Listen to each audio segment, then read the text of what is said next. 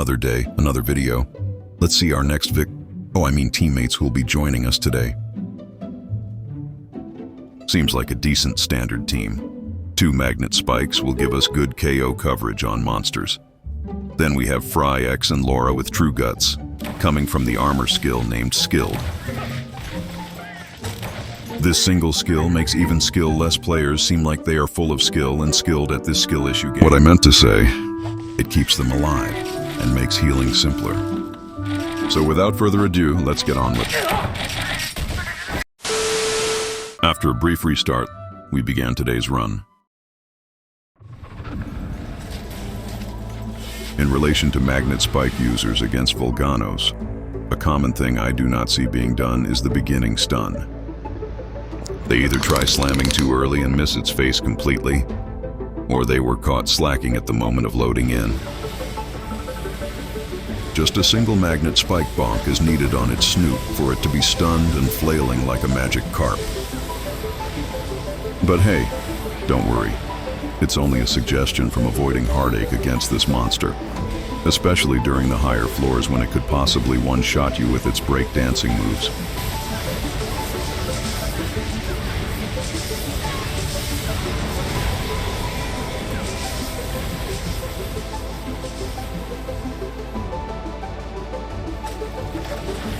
You may not know this, but this walking leech is actually one of the scariest early monsters you could face if you're weak. It has the ability to pin you very quickly and unknowingly. Even if you think you have the best Mario Party level button mashing skills, this monster has the potential to take your HP 100% to 0%. If someone is being sucked, either heal once or stun it ASAP.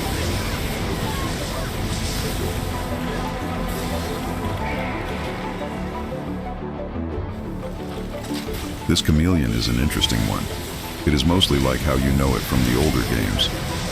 But when it reaches 75 to 50% health, it will play a mini-game with you, hide and seek, up to 2 times during the fight.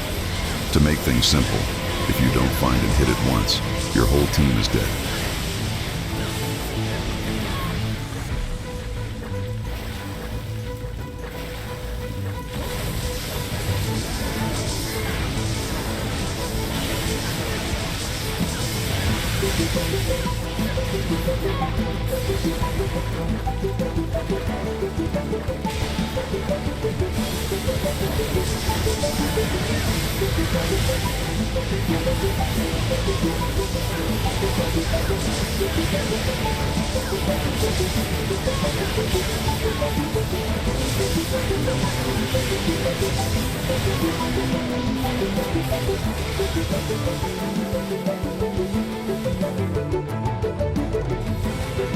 This sleeper agent of a bird has the same goal as its normal counterpart. It simply aims to put you to sleep. If at any time it sees any of your teammates sleeping, it won't hesitate to use Dream Eater on everyone who is sleeping till they are dead. Since that is the case, be a pal to your teammates and do a low kick with your foot or a quick swing with your weapon onto any of your sleeping teammates. To anyone who did not know, you may also pop the bubbles it spawns. There's risk, of course, but if you know the distance of your weapon, go ahead and clear some of these floating hazards for your team.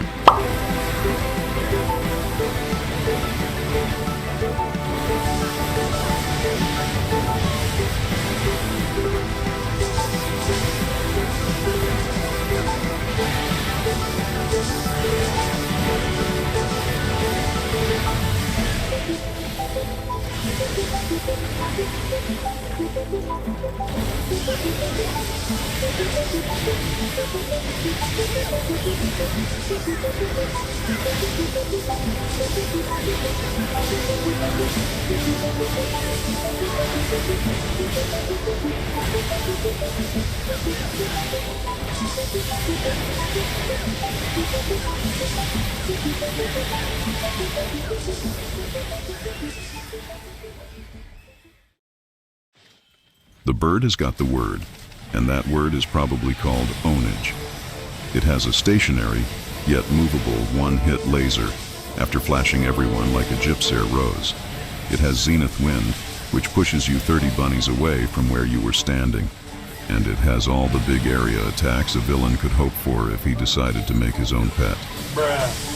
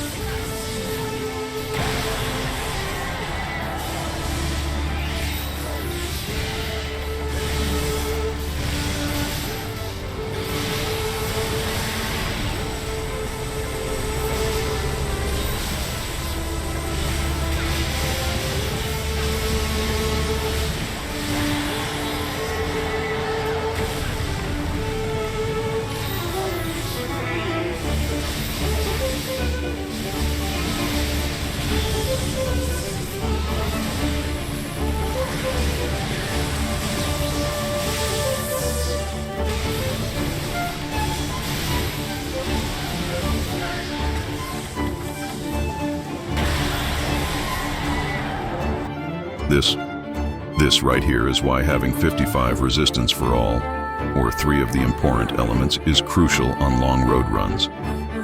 Just like one of my previous videos, if someone gets hit by a Zenith Thunder attack twice, a teammate will have to run up to his body to save him using CPR. Now that you have witnessed Torrid Kless, I bet you can imagine how much fun you'll be having while trying to do that noble action.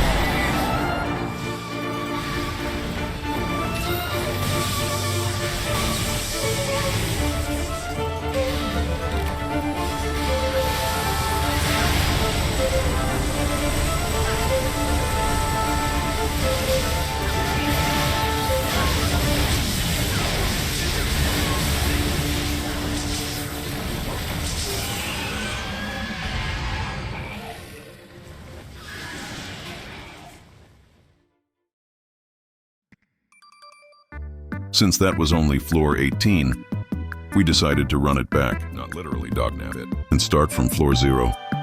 These things happen, but we need the road points anyway. But since Fricks had to leave, we quickly found a not Thor right around the corner. I also decided to switch my Tonfa support set to my Magnet Spike support set to change it up a bit. And so our journey continues. If you remember Zinogre from the other games, it retained many of its old moves, of course. In addition to them, it has a bigger move set here on Frontier. But the most important attack it gained is a one-shot AoE you want to avoid. To avoid it, all you have to do is run away when it does a little twist while jumping backwards to avoid the attack in its entirety. If you want to put away your weapon if you know for sure that you're out of its blast zone, consume a life dust the moment you see its electrical explosion. If you can master the timing down, your teammates will love you like the dad they wish they had. I'm sure your dad is great though, don't hurt me. This oversized crab has retained about 25% of its attacks from its normal counterpart. If you are using the magnet spike in its blade form, it is supposed to be a very simple monster because you are able to block everything, even its multi-hit attacks.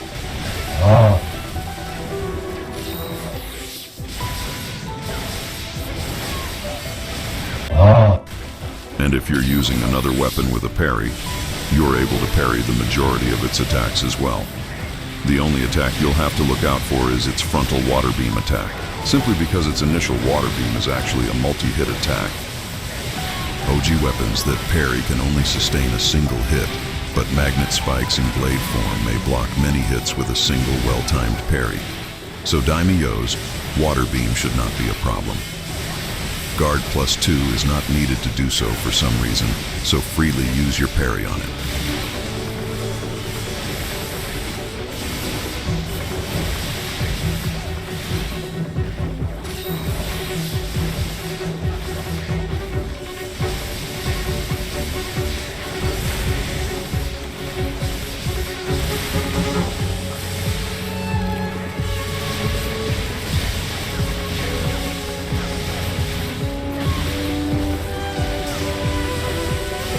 The other major attack everyone should look out for is its juggle attack right here. Prepare yourself to block or dodge when you see it raise one of its claws upward.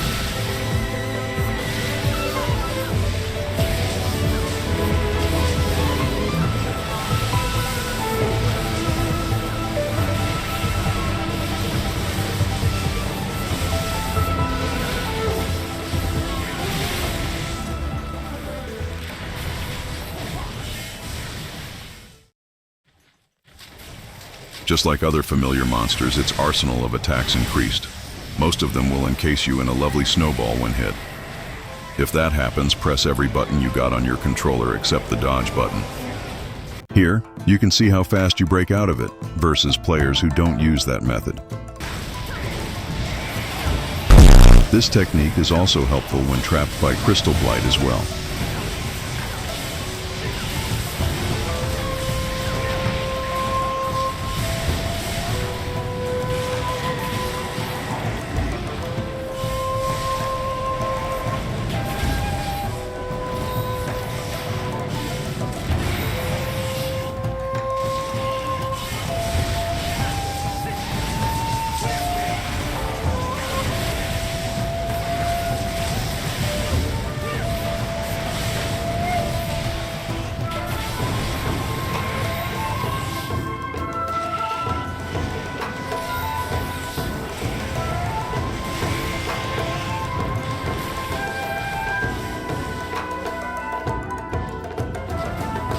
It's everyone's favorite pickle, except with some added twist.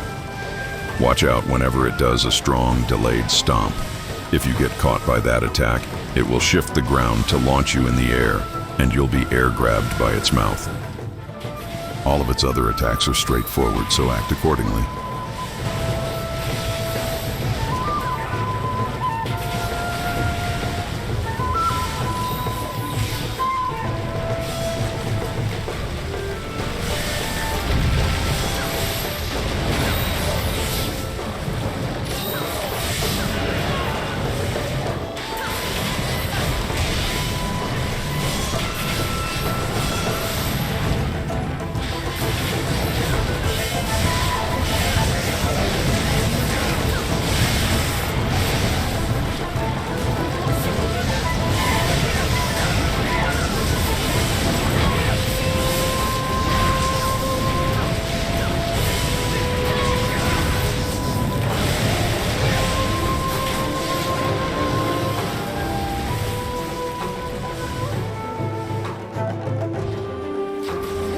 I displayed this volcanic roly-poly in a previous video.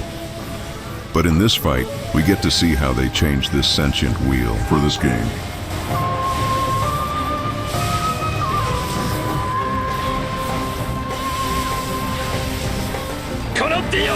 Was that a freaking JoJo?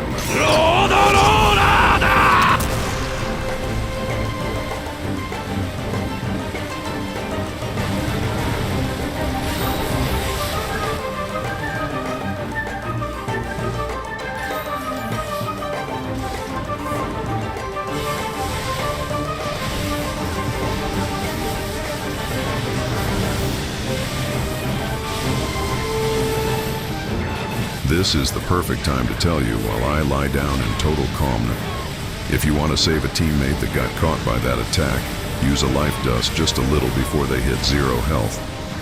True guts is not needed for them to live. This one has a huge-sized one-shot attack. To avoid its deadliness, there are a good number of ways to do so if you're the main target.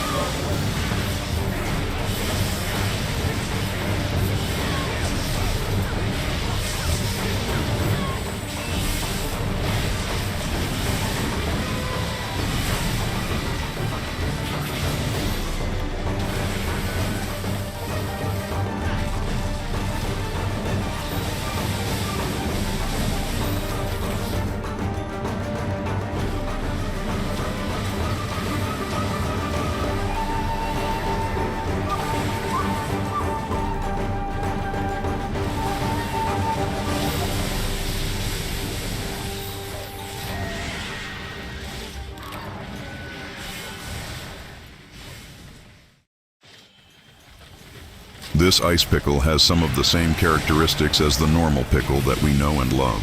Its tail whips are similar to that of Glavenus. It definitely got its inspiration from this dino right here. If you get hit by any of its slow charge attacks, you probably deserve to die, because those slow charges take about 5 seconds for it to move again. However, when I'm supporting a newish team, I usually remain passive, yet somewhat close to the fight. It has a certain quick double tail spin that kills many teams. Usually, when someone gets hit by the first hit, they get afflicted with a stun, leaving them vulnerable to the second hit. The second hit would usually knock them dead.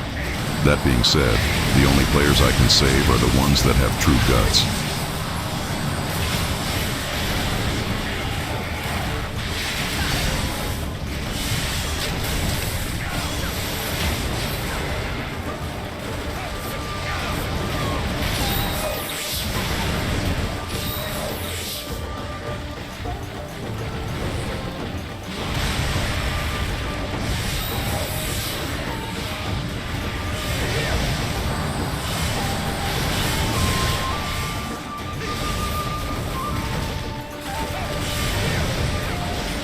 For this particular monster, I believe that the best time for supports to join in and do fully committed combos is when the first magnet pin starts, or when it gets crowd controlled from a stun or paralysis by one of your teammates.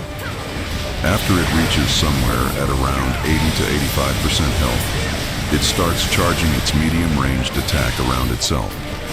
If you chip its health down enough, it may stagger and charge up slowly again.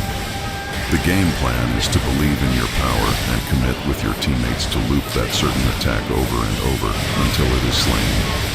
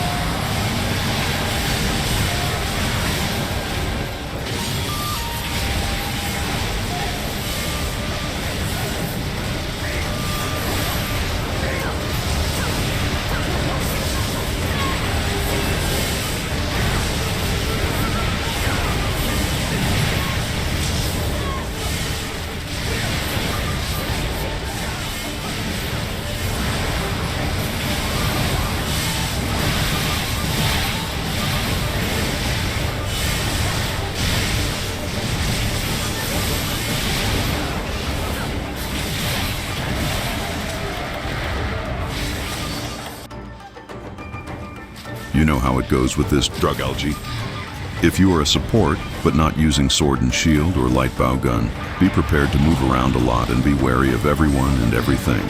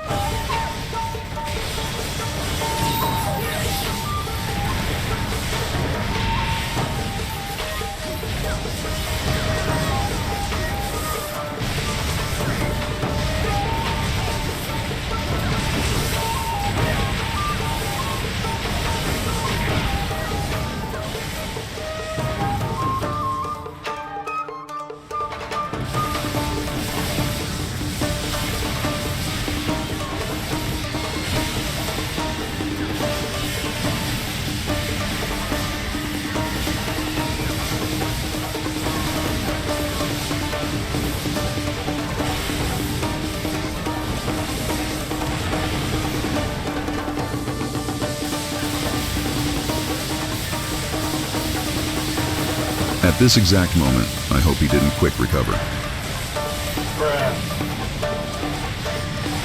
During its second phase, run straight below Fat Alice to avoid its one shot. And right here, I was thinking, surely he wouldn't buff himself right now, would he? This is second phase, boy. You have to come to the safe area. Well then, to whoever is watching, remember that piece of advice for your own runs in the future. Dora the Explorer's zenith bird will always start by flying up into the sky, crashing down onto one of you, then roaring like it's a rooster on steroids. Its beginning attack combo is easy to learn, and possibly stun, as shown here. But if you are not used to speedy attacks, I suggest you try learning this one on your own time.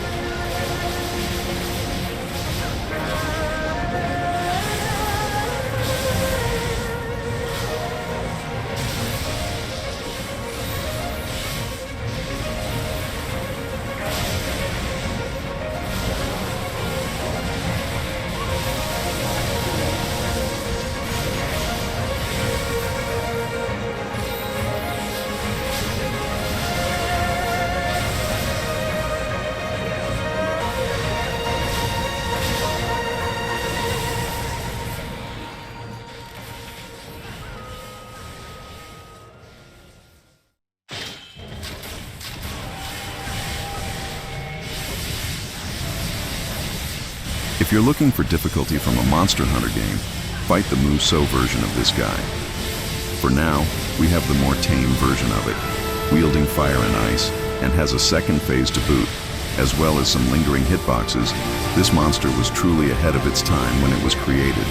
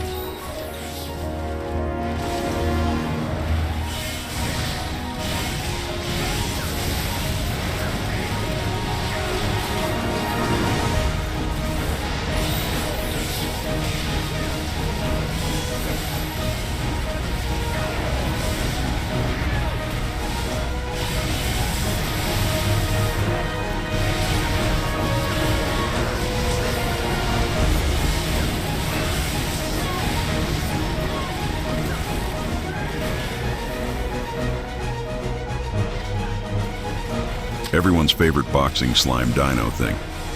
Mostly the same, but its walking mobility speed is like that of a charging American football player. Be prepared for its quick speed and one of its new combos.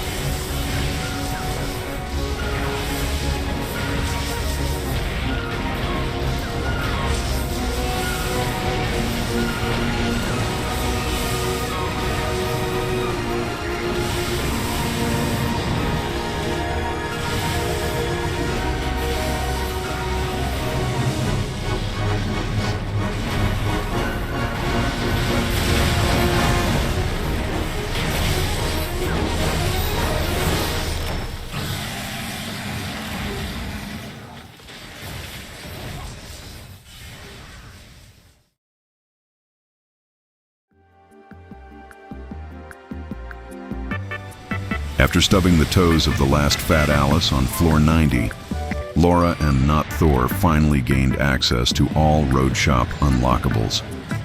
And now, we're at the part of the video where I give my endgame analysis. Glory,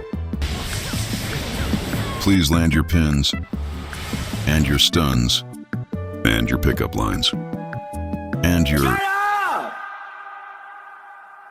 ¿A quién estás diciendo charato? ¿A mí me estás diciendo charato? No! Stop! No! And moving on to Laura. Stay on HC Baru's side instead of its front. We barely stunned it on time. As for Fricks, are you and Gogorisha related? I just had a feeling. I miss Gogo. Lastly, for Not Thor, I stopped counting how many times I saved you. I don't expect anything back, or anything like that, though. I'm just glad I was able to help such fine hunters. Unless you really want to donate a little bit of something to my meager wallet. Big dollar bills. And with that, this is Big Bunny Glock, signing off.